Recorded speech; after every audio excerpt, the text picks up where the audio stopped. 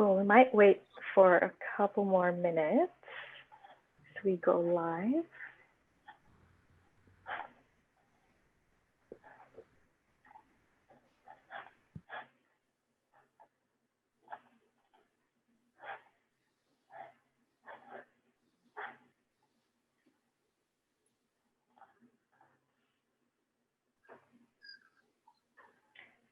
Alrighty. Great. I will start. So hi, everyone. Thank you for joining us this afternoon for NIRIN NAARM Artist Talks and panel discussion. We're bringing together artists from our NIRIN NAARM online program, and we're really excited to welcome everyone today. My name is Bianca Winata Putri, and I'm the Public Programs Coordinator at ECHA. To begin, I'd like to start by acknowledging that today I'm speaking to you as a visitor on the lands of the Wurundjeri people of the Kulin Nations, and I'd like to extend my respects to elders past, present, and emerging of these lands, and of the lands on which you are all joining us today from. I am zooming in today from my living room / home office. I am a Chinese Indonesian woman in her mid-20s. I have glasses on and I'm wearing a white-ish shirt. I'm sitting close to my computer, so you can only see my head and shoulders with blank white walls behind me. Today, I'm pleased to welcome Brook Andrew, Artistic Director of NIRIN, the 22nd Biennale of Sydney, and our amazing NIRIN NAARM artists, Justin Shoulder, Victoria Hunt, and James Tylor. So, Brook, I'll hand it over to you. Yama Bianca, Yama everyone. It's a real pleasure to be here. I'm so happy. I mean, you know, people just keep saying to me that NIRIN is the Biennale that just keeps giving, but really the artists are giving more and more and more. Yama ngaju ngandaraga ngaju Brook Andrew, Brook Andrew, ngaju Wiradjuri and Celtic Ngunnawal. I pay my respects to the Bunurong, Bunwurrung and Wurundjeri Woi-wurrung peoples of the Eastern Kulin Nation, known also as Melbourne, and pay my respects, of course, to their elders, past, present, and emerging. And I'm just really so happy to be here with Victoria, James, and Justin, because, you know, even in all the height of the Biennale, James and Victoria and I have not even met in person. And so, you know, something like this is a bit of a buzz for me, doing the NIRIN, the Biennale, to work with so many incredible artists right across the world, and also, of course, in our own, hometowns throughout Australia. It's just been a total blessing. So I'd like to hand it over to you, Victoria, and then James and James and Justin to maybe introduce yourselves. Tell us a little bit about yourself. Thank you, Brooke.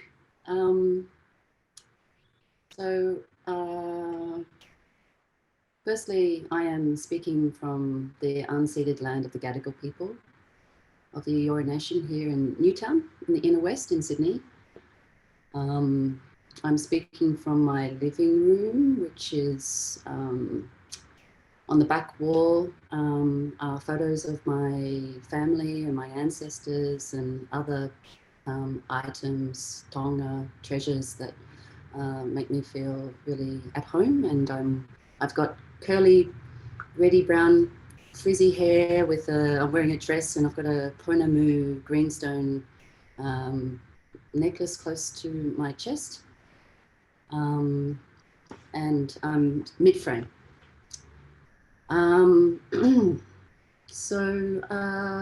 I was born on the land of the Yugambeh people, up part of the wider Bundjalung Nation up in the Gold Coast in Surfers Paradise. So I'm Australian born, Māori.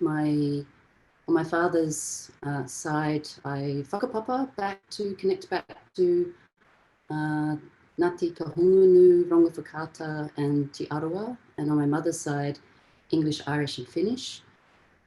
So ko Tarawera te Maunga, ko Tarawera te Awa, ko Te Arawa te Waka, ko Te Arawa te Iwi.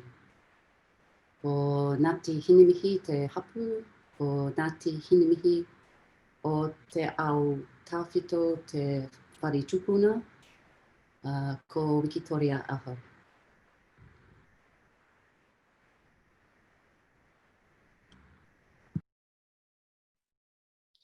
Namani and James Tylor. I'm a Ghana, Māori, English, Irish and Scottish, Norwegian, Australian artist. I'm meeting you from my home in Canberra on Ngunnawal, Ngambri and Ngarigo country.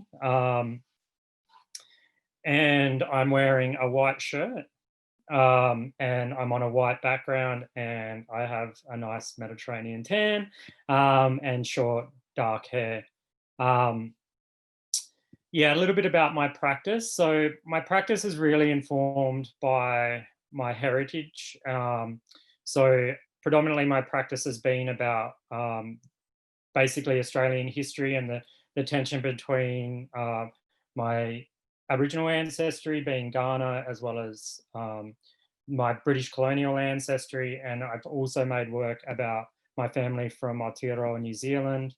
And the works have been very personal experiences of mine where my contemporary history has kind of intersected mainstream kind of national narratives in Australia. And they have, my practice more recently, it's been predominantly photography, but it has opened up to things like food, cultural object making, as well as photography. And during NIRIN and NIRIN NAARM, I have showed my first video work, which you'll see a little bit of. Thanks. Hello, my name's Justin Tauplasido Shoulder. I'm calling you now from Gadigal and Wongal country of the Eora Nation. I'm in my living room. The walls are turquoise. I have a very colorful poster behind me, which marks the performance I did last year, and other objects from my travels. I'm wearing an orange shirt by House of Helmudi, which is my partner's label. And it's covered in a leafy kind of design. Similarly, I have a bit of a tan because I went to the beach yesterday, and I am in my mid-30s with short brown hair. I'm a Filipino artist, mixed Tagalog, Ilocano, and European, French, Irish. When I describe myself, often in the institution, I say something, but really the more I think about it, I think of myself as a storyteller and a creator of, a co-creator of spaces. So I often talk about the nightclub being my education, but I also have a university education in digital media. But I really think that my practice is so informed by such a particular lineage of queer performance art, as well as more ancient forms of storytelling. I co-create spaces with my partner, Matthew Steg. We've been creating an event called Monster Gras, which is a kind of alternative Mardi Gras event at the Red Rattler Theatre for the last 12 years. I also I'll co-create events with my good friend Benji Ra, who's also the Filipino diaspora. And we've been making films and balls and a kind of very wide range of art forms for the last 5 years. Yeah. Thank you, Justin. Victorian James. I should say I'm wearing a black t-shirt. I've got my long hair pulled back, so it kind of looks super short at the moment. And I'm in my studio actually, some art wrapped up. Actually, this is Nongana Marawili's work, who was actually in the Biennale of Sydney, but I can't wait to get it out. But we're here really to talk about the three video works, which are part of NIRIN NAARM, and I was so happy to hear from Max and Annika from ACCA to really kind of bring a film festival-esque presentation of NIRIN to the world via Melbourne. And I, because of COVID, the Biennale, as most of us probably listening here, you had to close down for some time, but did reopen. But the thing is that often film or video presentations is kind of lost. You can't take a photo of that. You can't do a snapshot of that video. But before we get into us talking about storytelling, language, repatriation, country, healing, all of the powerful, inspiring motivations, everything that these three artists do, I think we could maybe just see a little snippet of their work. I'm hoping that you've all seen their work in full, but let's just play now. Just, it's going to be 6 minutes. I think it's about 2 minutes, little snippets of Victoria James's and Justin's work.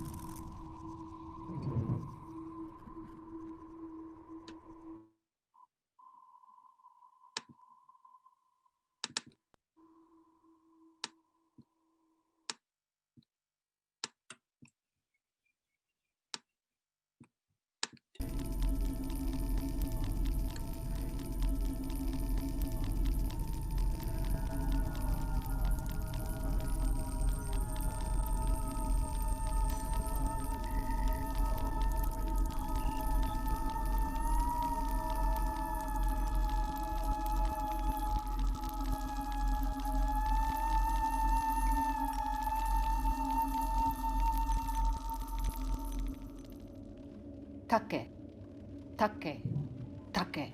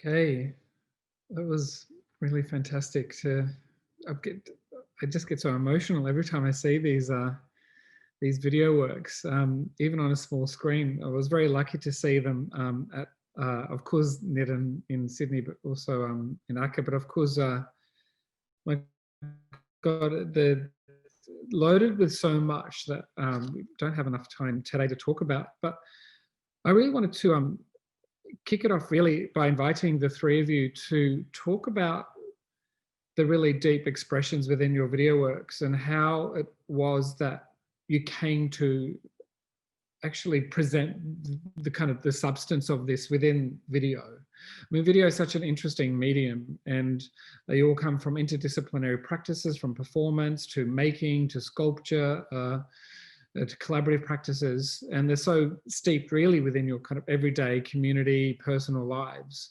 And I was just wondering if each of you, maybe James, you can talk first, and Justin and Victoria, in order of the filming of the the little snippets of those videos, and maybe just talk about what that experience was like. I mean, James, you were mentioning this is the first time you've created a video like this, and I remember when we first talked about that and what it meant for you.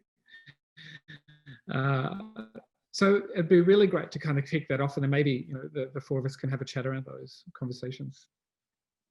Yeah, so this is my first video work, and I kind of, I mean, I wanted to go, I really enjoy bushwalking, and so I had spent some time taking video on Carter, Padinga, Kangaroo Island, back maybe 3 years ago, I want to say. And essentially I walked part of the area that was burnt in the recent bushfires last summer. And it was on the western side of the island. And so I spent 4 days walking, filming, and just spending time on Carter. But it's kind of it's a weird space culturally for Kaurna people. So it sits at the end of the Fleurieu Peninsula on the most southern part of the Kaurna boundary, and it's a shared space between Rumanjeri, who are a clan of Nuttunjeri, as well as Patpananga people, which is the southern Kaurna people. And the island had been cut off from the mainland from about 10,000 years ago when the seas rose up. So Kaurna and Nuttunjeri people had been on the islands, on the island for maybe 50,000 years. And so it's got a rich cultural space, but it still has stories. So Kaurna have two names for it: Kata, which just generally means island, and Patpananga, which means the dead place. And so Kaurna people in the south face their dead towards the island when they bury them in the grave, as a cultural ritual looking back at this place. And it ties into cultural Nuttunjeri stories about how the island was cut off. So without going into the story too much, because it's not really my cultural story, but the island, when it rose up, two women in the Nuttunjeri story about the island becoming an island rather than part of the mainland, they drowned in the passage over. And then the man who asked the water to come up sat under a she oak tree, and the sound of the she oak tree was the women screaming. So it's sort of in the forming of Kata as an island, it basically became quite a dark kind of cultural space. And so this idea of like the island, the dead, just keeps on reoccurring. So there's that part of the story, but then people stopped going there about 2,000 years ago. And then it became this advantage point where when the sealers colonized South Australia, and the first Europeans were actually Americans that colonized South Australia. And then it became a whole series of whaling stations. Some of my European ancestry also were some of the first people on that island as whalers. And they used to kidnap Aboriginal women from Tasmania, Gunditjmara, Nuttunjeri and Kaurna, particularly more Kaurna and Palawa Tasmanian people, because those places were easier to colonize, like easier to pick people up rather than the rough shored coast. And so there's this real story of slavery on the island, and then there was actually a firm trade of women. And so as my film kind of goes through, it references these stories in a very subtle way. So you kind of approach from the sea, looking at the island across the passage where the women drown. And then as you move on to the island, there's little references to these cultural stories as you go through. So it's, yeah, for me, it's a very abstract, silent film that just shows you the visual references to those narratives. And also, we didn't get to see it, but there is a lot of language, which is really beautiful to see. That kind of looks handwritten in a way in the original film. Maybe could you just mention a little bit about language and the kind of empowering motivation for that for yourself?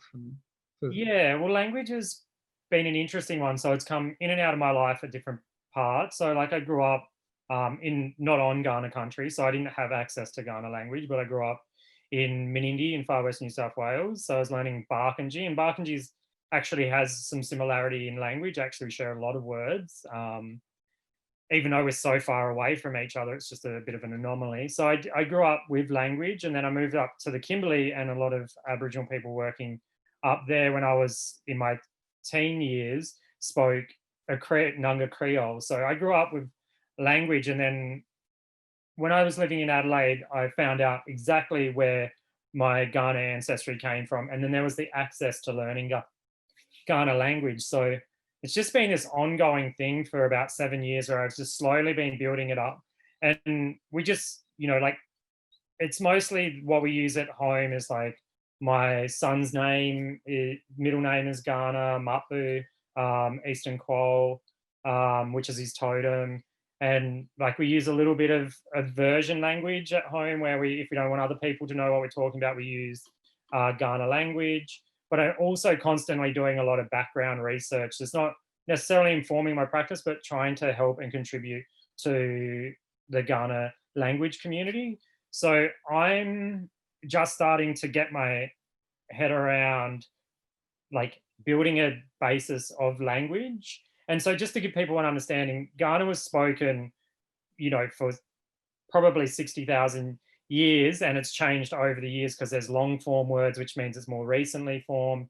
But because of the colonial process in South Australia, Ghana people were physically removed off country, and the only people who really were allowed off there during basically the years that people were racially segregated. So that began in the 1850s and 60s, and then people haven't really been able to come back since 1967. So, and language didn't really, wasn't really spoken since about 1930. I think the last Ghana fluent speaker sadly passed, and then it was revived in 1989. And then I think Jack Buckskin was the first fluent Ghana speaker and taught his children. And then since then, he's taught some younger people in the community who are now fluent speakers. I'm not a fluent speaker, but that is my aspiration in life, is to be a fluent speaker and contribute to language revival and be just one little cog in a larger, you know, reviving of the language. But yeah, I mean, language is just such a humbling thing. It's a whole nother way of seeing the world. I can't really explain it unless you're a bilingual person. It's really hard to understand. Like a Ghana worldview is so different to, you know, a British English worldview. It's just, they're just so different.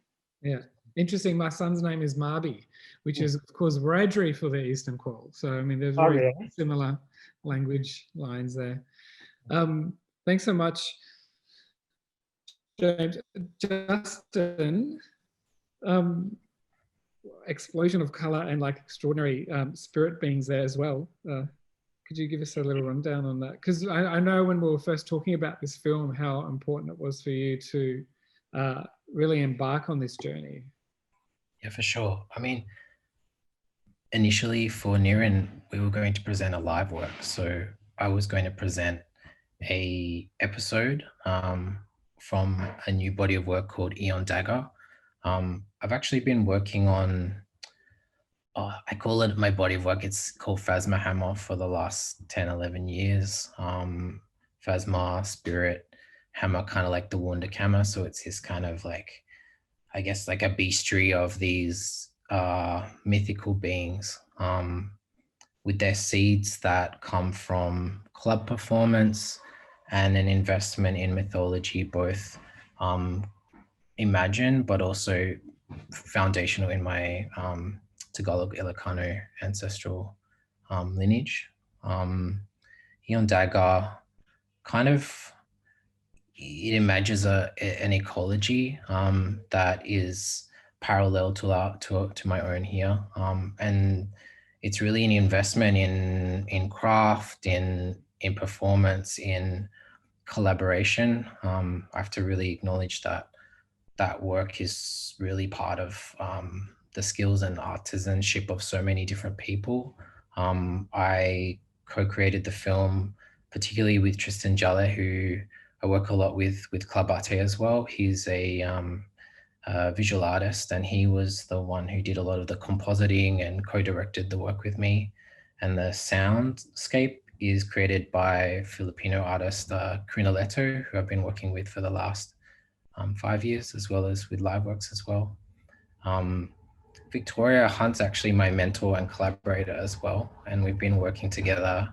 I mean, I've been training with her for almost 10 years on and off, and then much more closely for particular works for the last 5 years. Gosh, it's such a hard work to describe, but it's kind of the introduction to this space. It kind of comes from the sky world as well. So in Tagalog mythology, there's a space of creation. And for with Club Arte as well, me and Benji have been using that as a framework as a space of possibility, both within our kind of participatory balls, but also in the virtual space and in Filmland. The conception of work, I was thinking a lot, it was just kind of coming out of the bushfires in March. And I recently, I mean, the year before, I'd spent a bit of time in the Philippines, particularly in Bacolod, at a festival called Mascara, which is, they work heavily with pageantry, and we'd spent a lot of time in Tacloban as well with trans community friends there, and a lot of time in the nightlife scene. And I was thinking a lot about how, you know, the Sydney kind of club-based practice and the community work I was doing here, and the types of storytelling motifs through spectacle and craft had such a deep connection to the kind of work I was seeing there as well. And so it's a kind of meeting of, I call it kind of like an eco pageantry. So it's, you kind of bear witness to these beings that can transform and mutate, evolve and devolve in a non-linear fashion, from mollusk to fungus to bird to dinosaur. And I guess it's trying to give this sense of beings emerging from ashes and the muck to co-create a resistant ecology. So yeah, that's kind of the main impetus for it. And I imagine there to be other episodes, both live and in the film space. Yeah. In some ways, I mean, all three of your works do continue and reflect and mirror, you kind of, your, I suppose, the physical spaces that you're in. And Victoria, I mean, your work when Pascal first showed me, you know, that video work, I was completely blown away by. Anyway, I would love to hear, you know, for you to share a bit more about. This. Well, my practice has integrated a first love in photography and visual arts, and how I kind of evolved into performance, and embodied practice, you know, has been quite a journey. I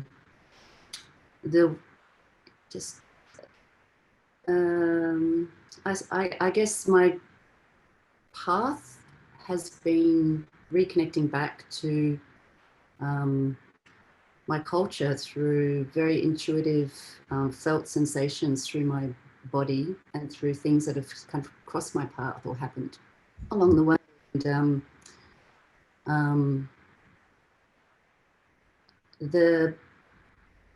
I moved to Gadigal to Sydney in 2000 to join De Quincy Company and start an apprenticeship with a very significant mentor, Tess De Quincy. And without any sort of formal training, certainly not dance training. A little bit like Justin, my dance training was very much in Clubland. And also I have a background as an athlete as well. So, but the love for photography and visual arts really honed in types of skills that became very, very important when I developed into wanting to understand how to transform and embody certain stories and certain relationships to land and relationships to what it is to connect to, in Māori, what we call the wairua, or the spirit. And again, it's a long story, but my journey back to the homeland in Rotorua to meet with family for the first time was when my uncle took me to this empty grove and explained that our marae, which is such an essential, important, symbolic and actual sort of place as a Māori person to be able to have a sense of belonging. It's, for those who don't know, marae, It's the architectural representation of the body of an ancestor, but it also is an ancestor. So for Ngāti Hinamihi, Hinamihi is a female ancestor that she existed, maybe 500 years ago. And through ritual and ceremony, that spirit was imbued into the carvings that constitute a marae. And those carvings are there to be decoded through ceremony and through ritual practices to bring the living in a relationship with the dead, and so also for Māori, this understanding of time, that it's very circular and we are moving backwards into the future. So anyway, the significance of my uncle talking about our mountain and the eruption of Tarawera, and at Hinamihi, this ancestress surviving and sheltering and protecting the descendants of Ngāti Hinamihi, who I descend from, but she wasn't there. And when he told me that she had been removed, and those processes of colonization are very, very deep, and there's so much misunderstanding. So because of the eruption, she was assumed to be abandoned, which she wasn't. She was there. A rahui was placed on there to rest the land because it had become an urupa, a cemetery, because of the ancestral bones that were buried in Tarawera when the mountain erupted.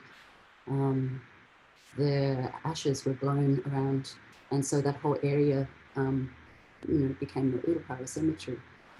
So there are many reasons why why the Hinamihi was assumed to be abandoned, but and the Governor General of New Zealand at that time, it's very short term, but he sent agents out looking for a memento of his time in Aotearoa, and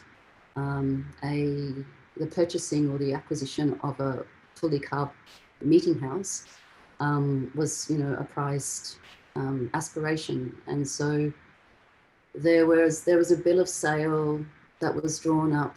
And so this is a time where these documents would not have really had, there was all these misunderstandings about what happened. Anyway, she was acquired and removed and taken over to be in England. Take, the film, I guess another mentor of mine, Charles Korenaho, talked about, introduced me to this idea of a wakahuia, which is about a performance treasure box. And within it, like a waka is a canoe, and a huia is the feather of now an extinct bird. And so it's this idea of a vessel that's holding something very precious within it. And so through Charles's guidance, I was able to start thinking about my reconnection back to family, and as a dancer and as a choreographer, as an artist, how to create a wakahuia. And so 15 years, it took 10 years of these relationships of reconnecting back to family, going backwards and forwards and learning about the eruption, learning about trying to see myself through the mind and the bodies of the people at the time during these really intense ruptures. And it took 10 years to really prepare myself to make the first solo work, which was Copper Promises. And so Take, that film, was initiated through a digital mentorship through the Opera House with Fiona Winning, who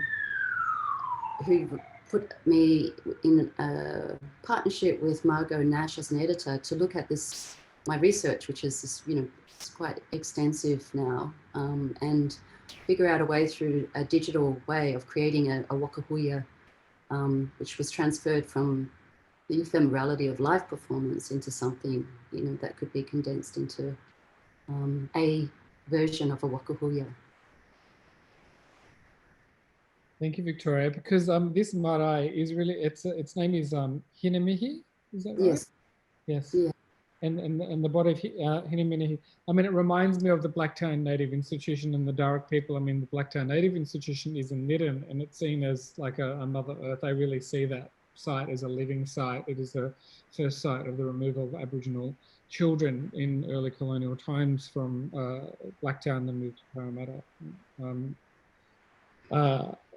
And so, was it Parramatta first? But I mean, the kind of the resonance between, you know, the three of your practices is really very much about country. It's about storytelling. It's about the spirit. It's about restitution, repatriation. It's also about healing. And I was wondering, you know, there's so much power in sharing, especially through the digital media, through video, like condensing this research, these journeys, this walking, this sharing, this collaboration, and to put it into this medium of film. And I was wondering if maybe the four of us could have a conversation about what does that mean in regards to healing. And I'm just throwing that out there. Is that possible? I mean, is it a journey of healing? Is it a journey of something else? I mean, what are those things to you three?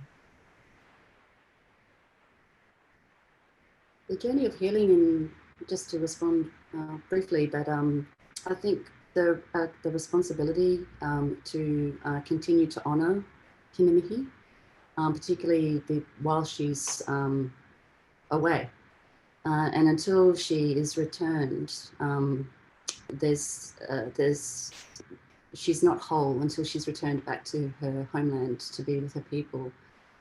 So I feel like the healing is, you know, partly these video pieces can travel and continue to honour and keep her warm, and also, yeah, share her story. So I feel like that is contributing to that journey.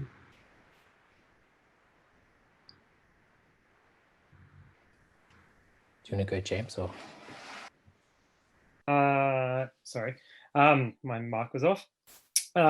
Yeah, I guess for me, it's kind of, I mean, the colonial processes definitely contribute to a lot of cultural loss, both like in my family, but also in my contemporary experience. And I feel like what for Ghana, like, I mean, we've lost so much, but we've gained so much back through language. And in the process of that, you learn about culture, about learning about language. And so I think in some way, telling these stories, or telling the story of Kata, it's basically like I then become the person who tells the narrative and repatriates the history of that. And some of the things that are not told, like the slave trade that existed on the island by the whalers and sealers from like 1803 to 1836, before, you know, South Australia was officially colonized by the British. There was a slave trade where, you know, for £5 you could buy an Aboriginal person, and it's documented, but no one knows about it. And I think in being able to, these histories and the treatment of people and the brutality can never be forgiven. But I think there is a level of closure that an individual can have when engaging with these histories, knowing that the contemporary community can express these stories on essentially in a safe platform where we can voice it and give power to these histories. These histories can be taken in two ways. You can be empowered by telling these stories, or you can be disempowered by not being able to tell them and having them denied. But I feel like when you speak language, when you talk about those histories, you then are empowered through that. And in some way, history and language becomes a weapon. So I think for me, I guess they are, like, it heals something. But I think for me, making the artwork was the closure that I wanted. I'm still learning so much about the island, and it still continues to, you know, and I probably will never stop learning about it. But I think in that process of telling it, you empower the stories, you empower people from the past, and you also empower yourself and give your feet grounding, knowing the history of your land as well.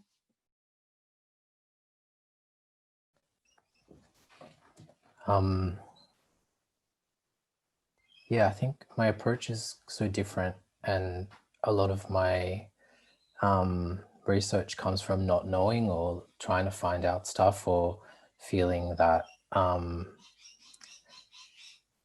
talk to a lot of other younger queer Filipinos of the diaspora and other diasporas, and we talk a lot about the imagination of the motherland as much as the knowing of the motherland. And we frame a lot of our work as a type of future folklore.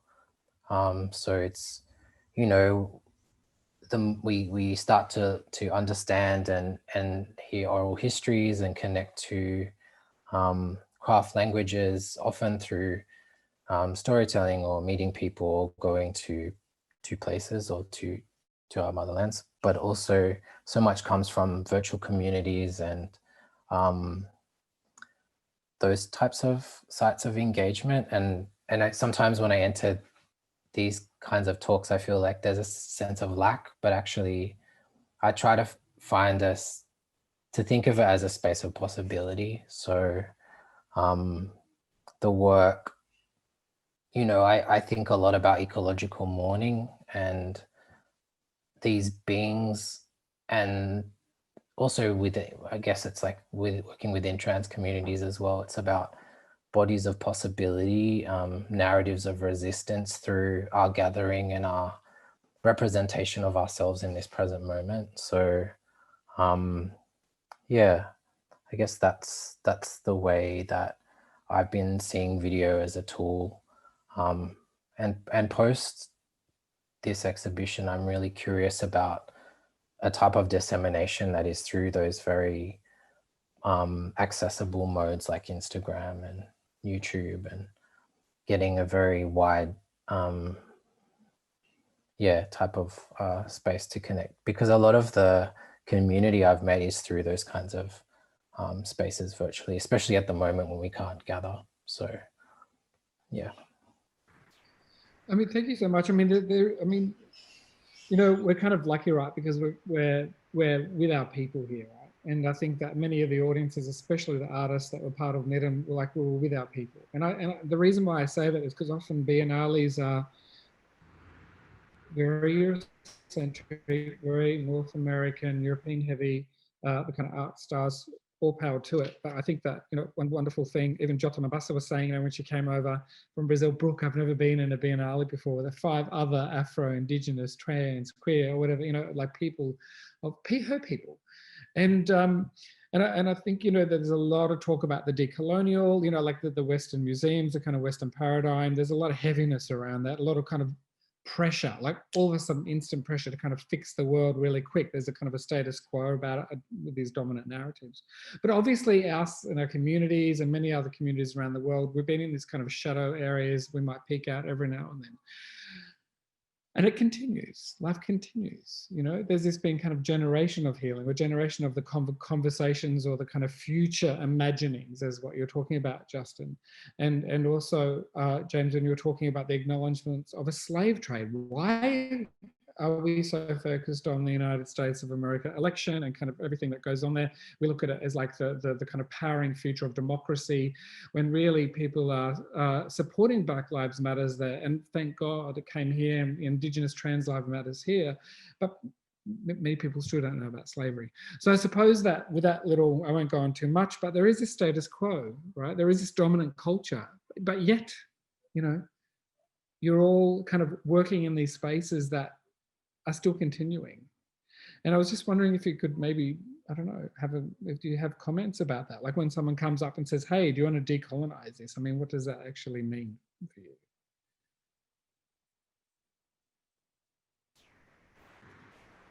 Something that's coming to my mind at the moment is sort of realizing, even just in that little 2-minute video, Hinamihi's carved, like the pare, which is a carved door lintel, which actually represents the pelvis of Hinamihi. And that piece of carving disappeared. It never arrived in England, or if it did, it was gifted. And then it went in and out of the underground market. And then it resurfaced in Paris for 2 million in 2006. And then it sort of has disappeared again. And so kind of embedded within take which is to challenge or take issue, is her pelvis, is the pare, and some information about that current kind of conditioning. But it's also, that's the pivot point for the protest work. That's the pivot point for the future in terms of what my calling is as well, is for Hinamihi to be returned and to bring that through whichever way I can, as an artist, as a descendant of Hinamihi, but also possibly, the pare might be seen by someone watching the film, or someone who might be able to, these things, the energy and the Māori around the tonga, work in such mysterious ways. And so there is a hope also that if this film may somehow be able to bring something that can enlighten how to move forward to bring her pelvis back with the other 26 carvings.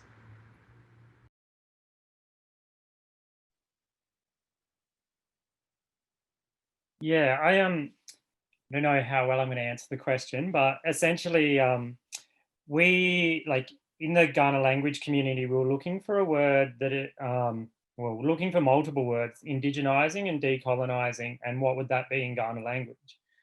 And it was a really interesting moment because we were just trying to kind of sum up a way of talking about how language reclamation has come about. And it was interesting. So what is this word and what does it mean, and how complicated would this word be? Like, we don't even have a word for colonization. There's been recorded proverbs and stories and stuff like that that sum it up in multiple words, but then we don't have a word for it.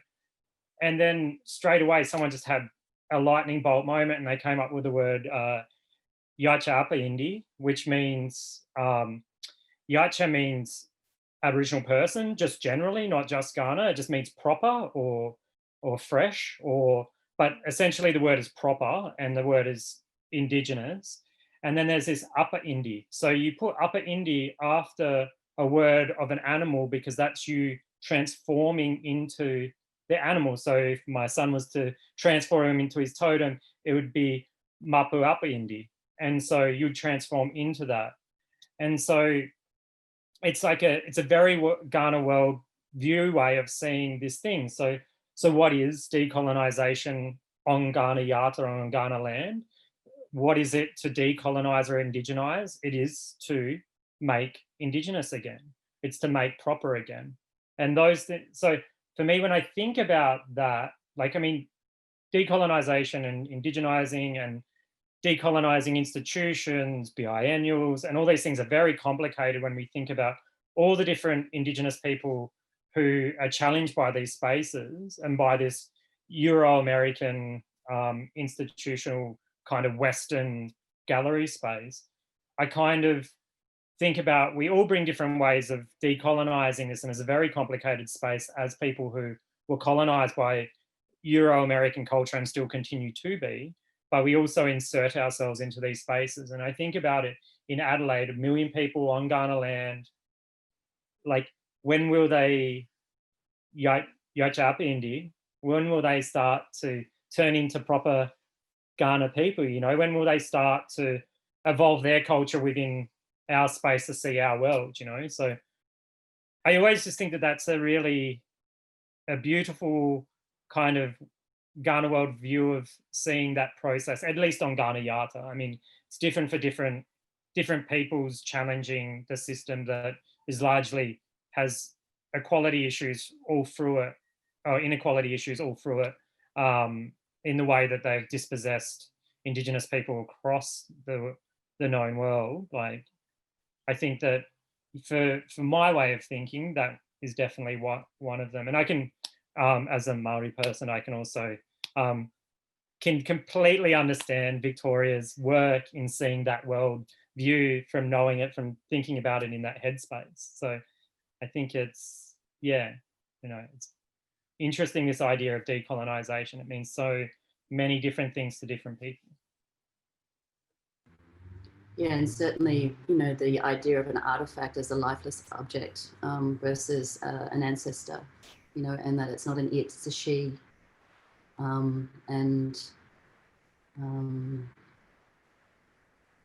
Yeah. Yeah, I mean, I would agree in the sense that, you know, artifacts are an embodiment of an ancestor. So essentially when they're held in a museum collection, they're incarcerated in many ways and dispossessed of their homelands. They're not, well, to use a Ghana phrase, on country, they're not back home, you know, they're not. So in many ways, they're just dispossessed. And so, I mean, till cultural artifacts that embody ancestors, until they're really repatriated, our history is not repatriated. We're not at this point of reconciliation until those wrongs have been fully rewritten. Yeah, and rematriation is something that I feel is what we're working towards also with Hinamihi as a female ancestor, and what it is to rematriate. And ho kainga is a beautiful Māori word for ho, the breath, and kainga, home. So the breath, calling home through the breath, which is what will bring wholeness. But until then, she's not a restoration project, or she's a repatriation or rematriation project. So it challenges those ideas of conservation, and also in terms of economics and custodianship as well. But yeah, the gardener in Clandon House in the UK sees her more than her descendants or her people, and without any kind of deep connection to her. It's a strange situation. Yeah. I mean, this kind of preservation or primitivization or incarceration, James, it's such a powerful word to use. And it is so true. I know that a lot of us as Indigenous people feel that, and the museums that are overseas, they're custodians to objects that really they don't understand. But I want to come back to this idea of futurism, because I know, Victoria, you really kind of presented a kind of a futuristic longing, really, a kind of like manifestation of what this film means. What, you know, can people see within that, you know, to see her pelvis, you know, can it come back? Same with you, James, you're kind of talking about like a futurism, and Justin, you've kind of been there a lot. I know that a lot, like Jota talks about this futurism, you know, her work is very powerfully embedded with that. I know that yours work and also Benji's and many other artists are also kind of looking at a different kind of futurism, that it is this kind of status quo that people talk about. And I was just wondering if you could touch on that, Justin, like, you know, what is that kind of futurism that you're talking about that's very different to the status quo? I guess, I mean, we frame it as our future folklore. It's so based in relationships, and it very much as it seems far-reaching, and often people think, you know, like all these kinds of references to science fiction, all these kinds of like pop cultural reference, I guess it's essentially like we're finding a particular language and these motifs and often things that are non-verbal, like a lot of, I guess, the types of futurism or motifs come from clubland, because it's in these spaces that we can communicate with our spirit in a very kind of supportive environment. So it's through the lace, it's through the flourish of typography, it's in a particular intonation of a beat. So Corinne, my collaborator and composer, she was referencing, she makes contemporary techno, but she also was working with the Kulintang. And so we were looking at particular ancestral instruments from both our, so she's from the Tao community, and I'm Ilocano Tagalog. And so we were, I guess it's like we were curious about how those things can be refracted and reimagined. So we're often not sure what are we allowed to do, what we're not allowed to do, but we try things out. Yeah, I don't know if that's a good answer. What else futurisms? I mean, it is a kind of combative language, and a lot of us are doing it in spaces often that aren't seen as well, in kind of more hidden spaces in our gatherings, and in the balls online, cultivating those types of yeah, I don't know. I think the more I think about it, the more it's something that's hard to describe, because it is very intuitive, and that's something I'm leaning more and more into, is really listening beyond my rational kind of and academics. So yeah, community motifs that are often also global within the queer space, within BIPOC communities. So yeah. I mean, the three of you really use your bodies, you know, or your hands, you're creating objects, or your, I mean, that powerful presentation of yourself, Victoria. I mean, you know, and also you, Justin, I mean, all of you use your body to connect. And, you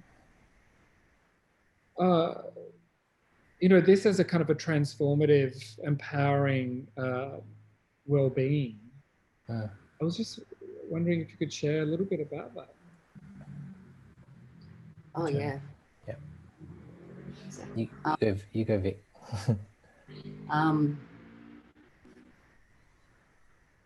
was just noticing when I performed Copper Promises last year and Turtle Island, there are aspects of that work where I'm dancing, you know, the eruption of the mountain, and the spirit of like a desolate landscape, dance of alienation, the dance of rupture and of trauma, and also but within that there's a kind of metabolizing of that trauma. When I found myself crying whilst performing that work, but it was just water coming out of my eyes. And I kind of realized, because I first started, it took 10 years to make that solo work. So it's got a lot in there.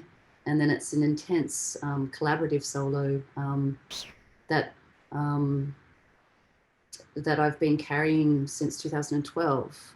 And so I've matured, and the whole relationship around Hinamihi with the British National Trust and the movement has progressed in terms of bringing it home. And so I feel like I am the house, and the house is me is a relationship that I have. And so I'm learning so much about Hinamihi through this intimate kind of relationship about dancing, her liminal thresholds that are teaching me so much and allowing me to connect with so much as well. But yeah, I think the embodiment of, and even the matakiti, which is a seer, like I feel like futuring is something very indigenous. Like I feel, you know, the fact that I can kind of recite my genealogy 26 generations back to Ngā Toroirangi, who was the navigator of the Te Arawa canoe that came to Aotearoa. Like that foresight to be able to somehow leave that information for someone like me to be able to come back to and then understand that lineage. I mean, that's something that I think as creators as well, with Justin, is sort of thinking about, you know, making work for the futures to come. So I feel like that's a very indigenous way, and you know, and just the relationship to dreams, and with the matakite, which are the women who are seers, you know, and they were part of kawakawa on their head and could sort of see beyond into other dimensions and be able to travel and then bring back information. So this is very, you know, I feel that this is very embodied.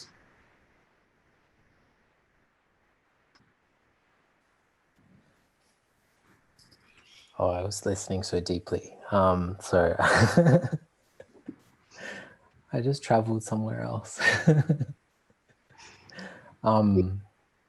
Gosh, I might need a little prodding to James, do you want to talk? Yeah, I can take over. I think, yeah, we're thinking about like my current thinking around the way that I approach, because I walked through the places that I filmed to engage with them. And I've walked 300 kilometers of Ghana boundary line over multiple walks. And I think the whole kind of idea of that is walking country and connecting to place and the things that live there, you know, like it's thinking about it not so much as myself as being interwoven with, you know, there's 1,500 different plants indigenous to the like to Ghana country. There's somewhere like 300 mammals. There's, I can't remember how many birds there are, but there's just so much living there, and it's their home. It's their, you know, that's their home as well. And you're intertwined through totems and all these different things. So when you're engaging and walking country and seeing plants and connecting with them, that is actually part of your identity, intertwined and woven through language and all these different things. So the way that you're not just walking through there, you're kind of intertwined in a larger way of, you know, like, it's, I guess it's like, it's kind of hard to explain. Like we have a word for these plants, you know, like they're part of our existence. And so I think when you walk country, you kind of are intertwined, engaging with that. They inform our design, just our cultural objects are made from this. It's the embodiment of this place. So I think when I think about my body in that space, that's kind of what I think about. It's not just cultural stories. It's just like, it's everything, you know, like it's kind of hard to explain, because you can't kind of categorize this experience like Western science does. Like they name all these objects in a kind of aspiration to get to some indigenous way of understanding self and country. Like it's very, I don't know. Yeah, yeah. I hope that makes sense. Absolutely. And you know, we often talk about time, right? We stretch time, and unfortunately we can't stretch this time. In our futurism, we're going to have to wrap it up. But no, absolutely made 100% sense. And I think that, you know, the way in which that the body connects to the past and the present and the future, and, you know, the way in which all of your works, you know, really weave this kind of metaphysical, spiritual sensibility of storytelling as well as is incredibly rich. And I'm so grateful that all three of you could be here today. So we have gone a bit over time, and I just want to encourage everybody who's out there listening to us to get online if you haven't already, and soak up, you know, the fantastic works of not only James, Justin, and Victoria, but many other, you know, artists from NIRIN. And Justin, Victoria, James, did you want to say anything else before we sign off? Just thank you to everyone. I'm so grateful for this conversation. Likewise. Lovely to meet you, Brooke, and James as well. Yeah, Victoria. I'm sure we'll catch up in Sydney soon. We'll have a big, you know, post-COVID party. James can come up too. Take care. Okay. Thank you. Bye.